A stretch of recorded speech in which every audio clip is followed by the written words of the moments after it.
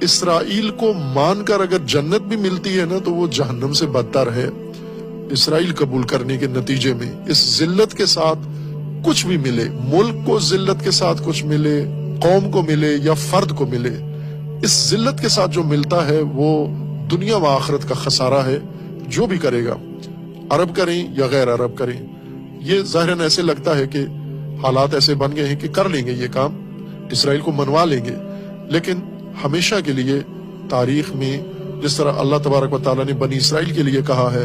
ضربت علیہم الذلۃ والمسکنہ،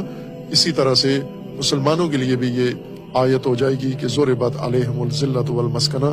ذلت و مسکنت و رسوائی ان کا ہمیشہ کے لیے مقدر بن جائے گی اسرائیل کو تسلیم کرنے سے۔ کر لیں گے، لیکن کر لینے سے کوئی کام ٹھیک نہیں ہو جاتا۔ یہ عموماً مسلمانوں کے اندر یہ احساس پایا جاتا ہے کہ جو کام ہو گیا ہے بس وہ